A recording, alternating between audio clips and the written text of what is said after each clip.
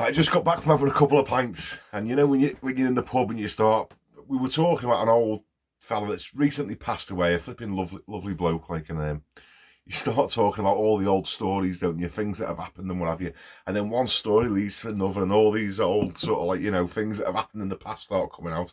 And I thought I'll just tell you guys a few of them, the ones that I can probably say on camera without anybody getting arrested anyway. So, oh, flipping heck. I'll tell you one, my old fella, right, he's like Mr. Perfect, always does everything absolutely spot on. He's got like OCDs, everything has to be dead clean and everything, right? And he's got a bald head. He has it perfectly bicked, it's like shiny, right?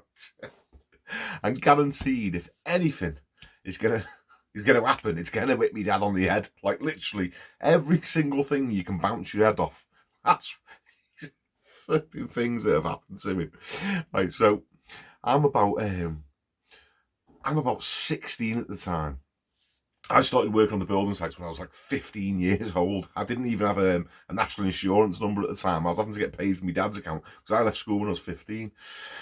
Just done my GCSEs. I was the youngest in the year, like so. Anyway, so we're on the site. I'm about 16, and we used to use fireline plasterboards in the garages, and we're doing a job in Heswell, which is on the Wirral, and they're these massive houses for red row homes, and they were like 5 stories, but it's hard to explain. They were like built into like a hillside, so there was like 3 stories sort of in the lower part of the hill, and 2 stories in the. Does that make sense? They weren't like, it was like half stories. You could go sort of anyway.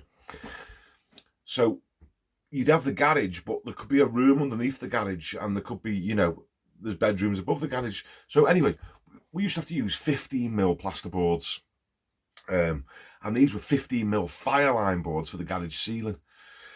So yeah, let me just turn this heater off. I'm flipping cooking in here. I'm cooking. So anyway, we've got these 15mm plasterboards. Now, this was the time when screw guns were just coming out. The old battery hilty screw guns, that's what people sort of had. Some people had them, some people didn't, and they were still nailing them up, the old clout nails.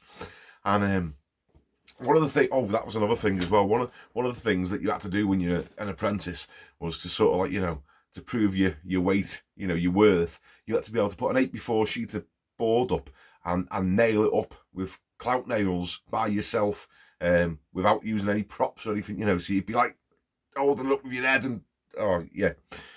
Anyway, the deal was that you had to get at least 4 nails in the board to hold it solid to the ceiling, before you could let go. So you had to have 4 nails in, one in each sort of corner before you could let go of it.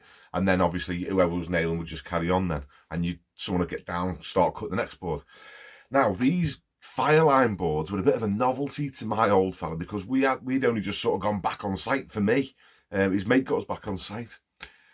And the rigidity of these boards, I mean, they're just like slabs of concrete. I mean, I don't even know if they make 15mm fire lines anymore. I don't see them. I've never seen them for the last 20 years. But anyway, these were like, they were just horrendous. The weight of them. I mean, if you loaded them in, I don't bear in mind, I'm only like 15, 16 at the time. I could load boards in, but flipping at my hands would be killing. Like I'd be getting cramps just off trying to hold these things. So anyway, what my dad is so impressed about is you can put them up on the ceiling and they don't even flex down, they hardly curve at all, so they're not going to snap, they're just absolutely solid. So we put a couple of nails in, put like 2 nails in, and my dad's like, let go of that a minute. And he's like, look at that, son. So he's sort of trying to tell me, look how solid this is. So he steps down off the trestle. I've got down off the, well, not a trestle. We used to make workbenches out of scaffolding board. So we're both sort of stood down and I've stood out the way. And he's saying, see that there? Look how that stays up there. And that's because it's so rigid. He's sort of explaining to me, how all the fibres work in the boards and all. And as he's telling me, it just popped off the nails, right? Boom! On top of his head. It didn't even snap. It's that rigid. It just went bang, and just slid off his head. He had like a love bite on top of his head. Oh my God. I swear, right, my dad's not that tall. He shrunk 2 inches that day. His fucking head went inside his body. Oh, right. The things I could tell you about my old fella, like flipping hurting himself. I mean, if he watches this, he'll probably want to kill me, but it's just funny, innit? I'll tell you another time as well, on the same building site.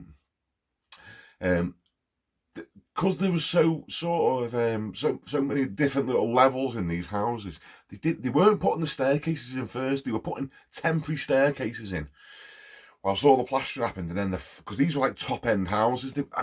20 years ago, and they were going for like $500,000 and $750,000. So these were like high end houses.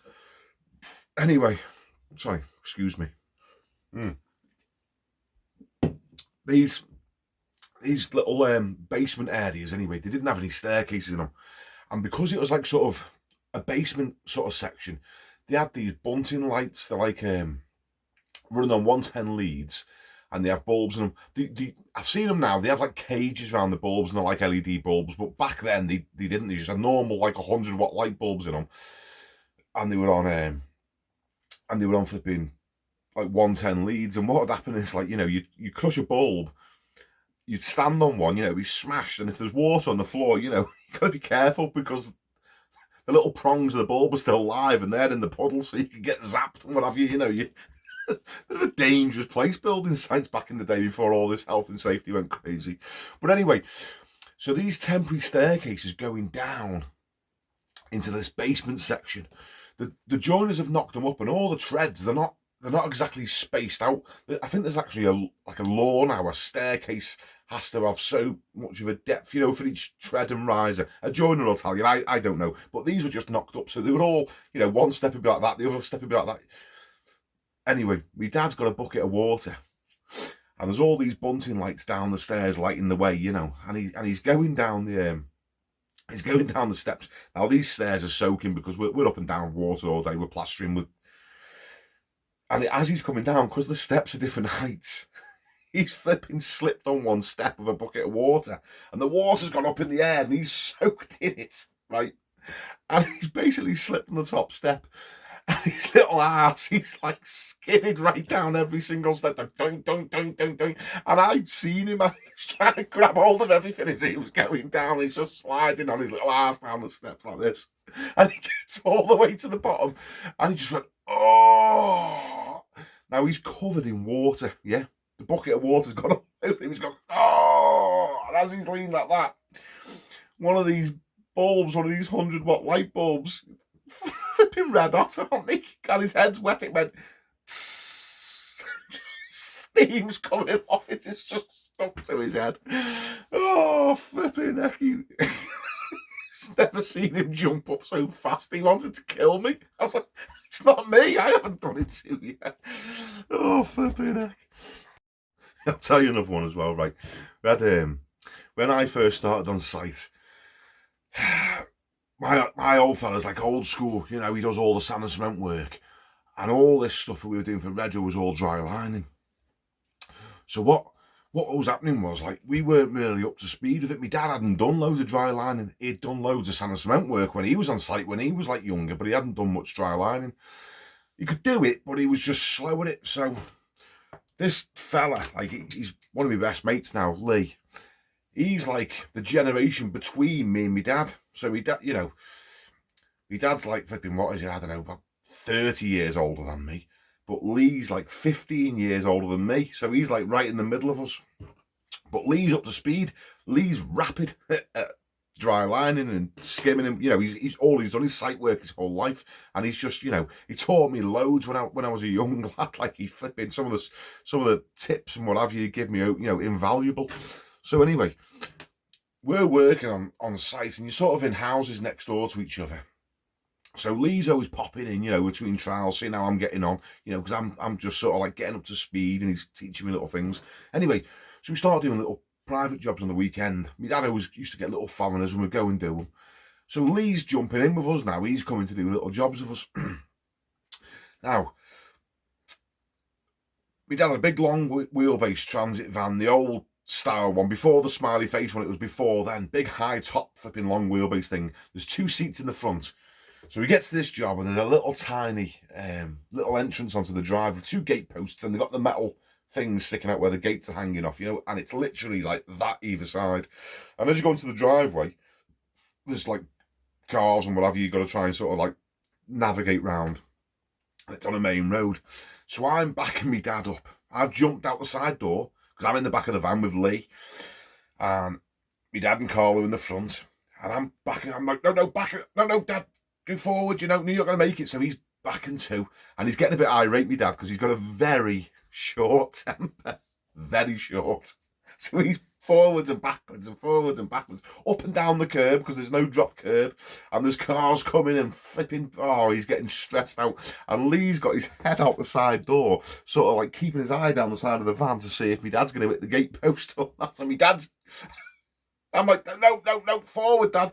Anyway, he's seen his ass, and as he shot forward, bang, slammed on the brakes to put it into reverse. As he shot back, flipping the side doors just come down. Whoosh!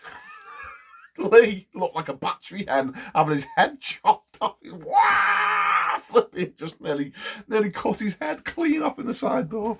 Oh, flipping. It's, to be fair, it's not really that funny, but when you see it, when you just see someone's head sticking out the flipping side door like that, oh, the look on his face. It carried on working as well. He literally nearly had his head chopped off by the door. Oh, flipping heck. Yeah, all right, and another one of these little private jobs that we went and did. So we've sort of been on site all week, and my dad's got this job for the police lady. So she's bought a house, and it's right in the middle of Delamere Forest. Not like in the forest itself, but there's a road that goes through the forest, and there's little cottages along the way. Anyway, so we've turned up to this job for this lady, this police lady, and she's left the key, believe it or not, right? I've got nothing against coppers before anybody says anything, but she had loads of little pigs, little pig ornaments all around the house, right? So she said to us, the key's under the pig. So we've got the key anyway, let ourselves in. Now, me and my dad, we've got there first in our van, and Carl and his son Mark, mates of ours, they're coming in Carl's van, like two father and sons, right? So we've got there first, and my dad's gone up, got the key, and opened the door, poof, wide open. And as he's gone in, this collie dog has gone whoosh, straight out the door, like a rocket. I don't know if you've ever seen a collie take off, but they don't even look back. They're just like, their asses to the ground, just 100 miles an hour. It just flew into the forest. And straight away on the wall, there's a flipping note like this, pinned to the wall. Plasterers, please don't let the dog out, she's in season. Gone. Right.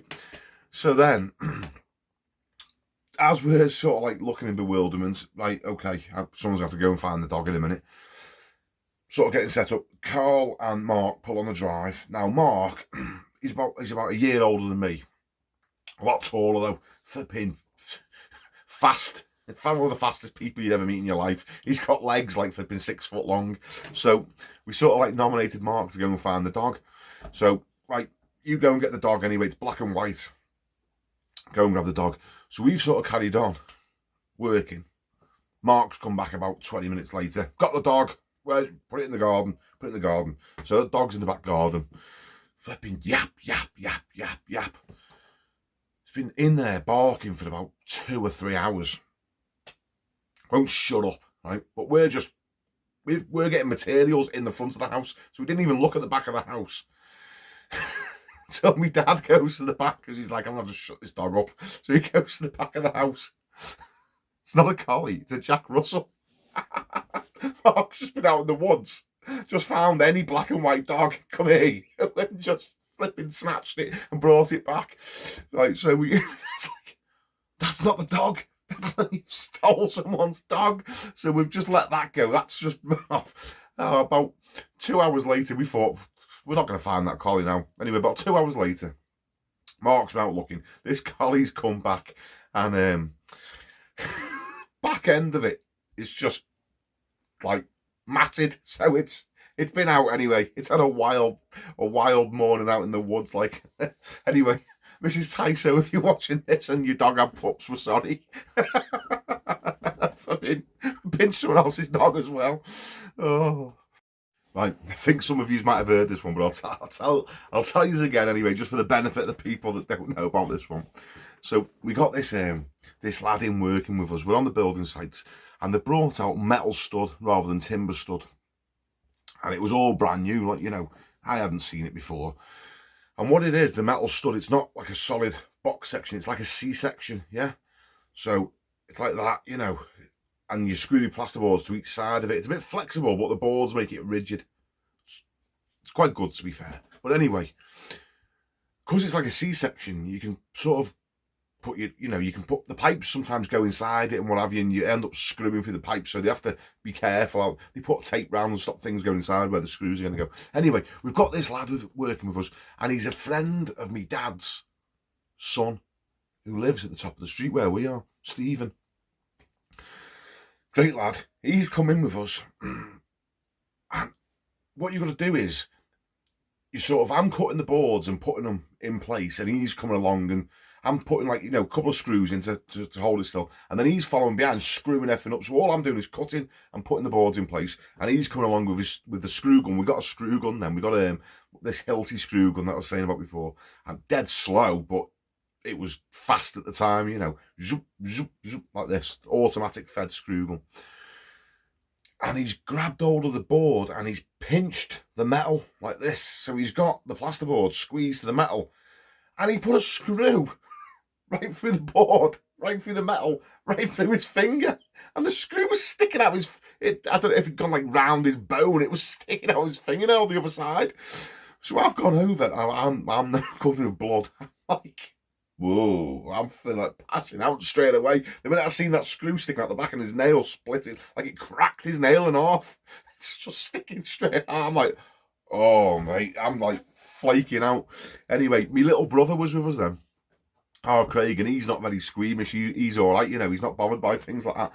But in a panic, because this lad's going hysterical, he's he's like a flipping screaming banshee on the wall. The more he's trying to pull everything, just the metal studs are all rattling round. So I can stay still. And he's got a screwdriver. And our Craig, in his panic, because he's going round with, nipping up all the loose screws and taking the loose ones out with his little screwdriver. In his panic, he's flipping tightening the screw up instead of unscrewing. It's like a corkscrew. It's like, oh my flipping word. Oh, anyway, you could, things like this just wouldn't, I don't know, they probably do happen, but you'd be in big trouble, wouldn't you? We sort of sent him back home again. He never come back again, just had a hole straight through his finger. Flipping nuts. Right, I'll tell you one more story. I've got to go to bed anyway. I'm going to be knackered tomorrow. Right, so when we're on site, there's the compound, but they never used to have the car parking spaces. Like, you just park your vans and your cars all over the site, wherever you're working, Nowadays, I think on the building sites, you've got to all park in one parking sort of destination. But anyway, so Lee, who I was telling you about before, he actually ended up buying that van off me dad. So Lee's got the big transit van. My dad got another van. Anyway, this big transit van of Lee's a lovely fella, so he'll help you out if you can. So there's a local fella to us, Peter Hubbard. If you know anyone in Ellesmere Port, then Peter Hubbard's like a famous guy in Ellesmere Port. And we've recently, it was only like last month that he's recently passed away. God bless him. He was a lovable rogue, and I do miss him dearly, and that's how we got talking about all these stories in the pub, because we were actually talking about Peter. Some of the things I could tell you about him, well, I can't actually tell you, but he was flipping absolutely crackers. Now, this fella, he's a lovable guy. He's a proper scallywag, like, a proper rogue, and he's tough as nails. Like, he's only a little guy, dead wiry, but flipping heck, he was fighting like every night of the week. Same age as me dad. I think they put something in the water for their generation, I'll tell you, because it seems to be everyone my dad's generation and all flipping nuts. Well, anyway, there's Peter. He wants to borrow Lee's van, so he's come up to the site. Now, I don't work in the same gang as Lee, but Lee's van's parked on the driveway outside the house that I'm working in. Don't know why, he just parked it there. And the site wasn't far from where we actually lived. It was like From my house, it was about 3 miles. So I used to walk to work in the summer. It used to be lovely. We'd leave, sort of hide all our tools in the houses where we work, and we just walk up. But anyway, Peter's come up to borrow Lee's van. Now, these live down the bottom end of Ellesmere Port, so they've had to sort of drive up. Pete's come up to get the van, and he's took it, and he's took the van off the drive, and he's put his own, I think it was like a Ford Sierra, on the driveway where the van was. So I'm working away in my house, and the window's open, and there's a skip outside. So I'm just lashing all the offcuts of plasterboard out the window into the skip. Now, some genius decided to put a load of tins of expanding foam in the skip. Full tins. They weren't empty. I don't know why they put full tins in there, but I threw a board out the window, and it's hit a tin, and it's just gone, and it's just shooting straight up in the air, and it's like snowing. It's just coming down like snow all over Peter's car, and his car's mint. So I'm looking out the window in absolute horror, because there's nothing I can do, and his car is just getting like, it's not covered in expanding foam, but there's just little blobs of it all over it, just the whole, it looked like a Mr. Blobby car. So I've sort of like ran down straight away. Now, at this point in my life, I've never experienced expanding foam. So I've straight away got some water and my flat brush, my plastering flat brush, and started trying to wash it off.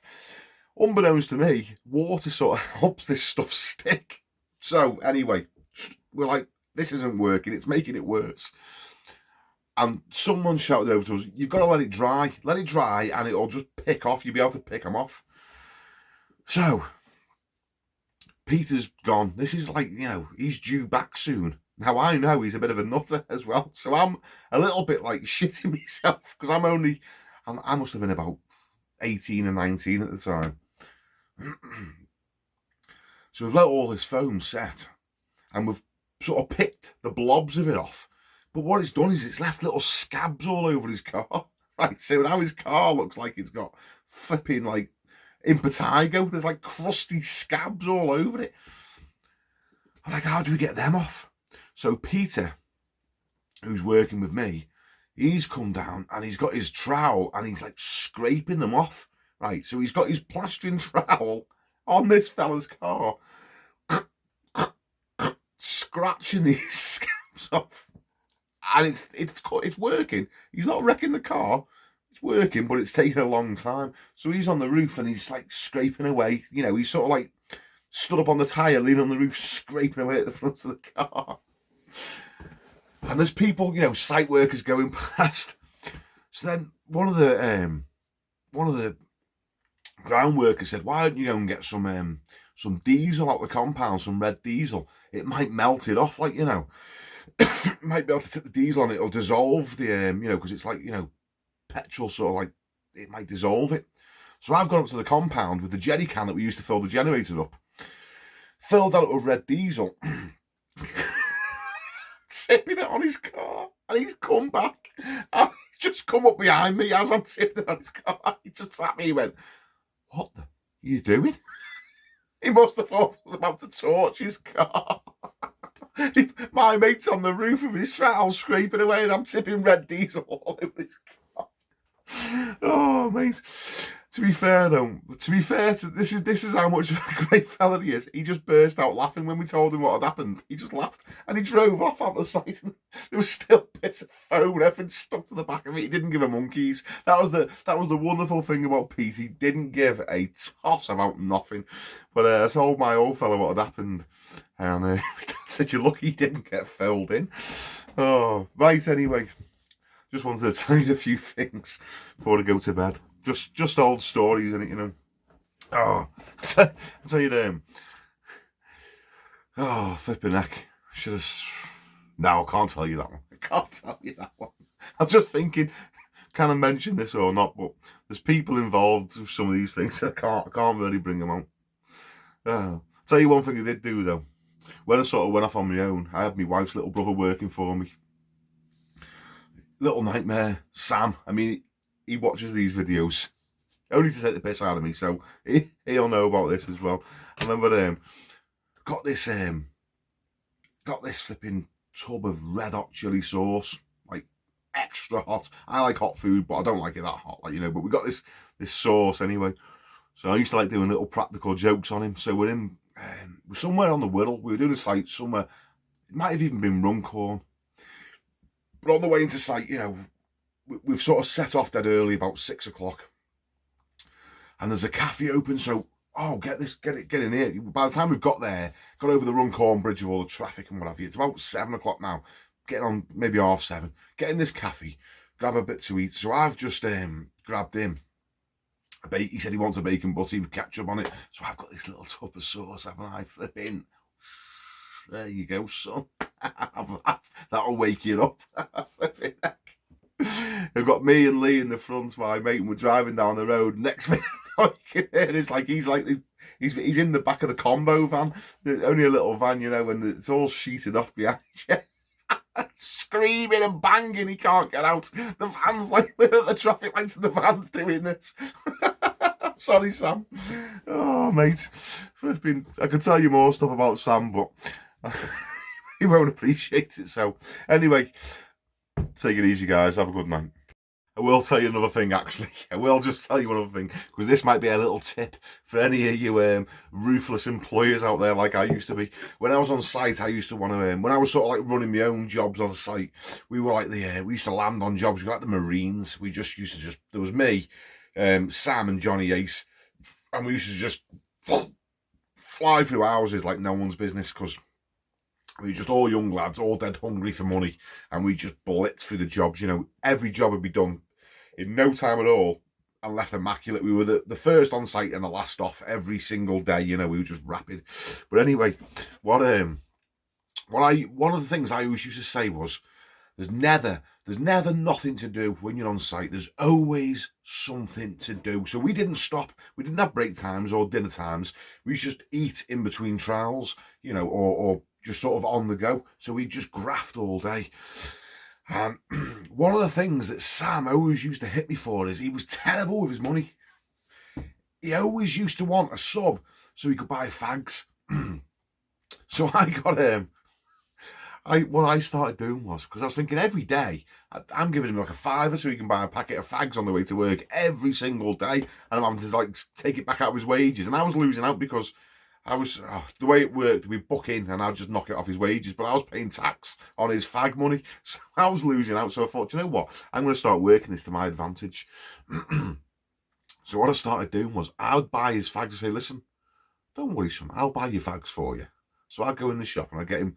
I always used to like, he used to like Lambert and Butler, and I used to buy him all sorts. I'd buy him Camels, I'd just get him anything. Felt like, you know, just for a laugh. I've never smoked, like, so apparently if you mix someone's fags up, they don't like it. But I used to think it was quite funny anyway. So I'd go and buy different packets of fags. And what I used to do was, John smoked and Sam smoked, and these pair were terrible with money. So what I used to say was, I've got the fags, listen, you can have them for free. But what I'll do is, get that pack of boards and I'll give you the fag. You know, I used to give the fags out as like little rewards to get them to do more work. And Sam used to say to me, this is against me human rights. You saying I'm going to write to someone and get you done for cruelty or something. He used to say, I'm going to get you done by the cruelty people. Because get that house loaded up, I'll give you another cigarette. And then he'd have it and he'd be like, what's this? What is it? It's a camel fag or something. Oh, flipping heck. Sorry, Sam. I have to just drop that one. Don't worry, mate. No one knows who you are. I haven't said your second name. There you go. Adios.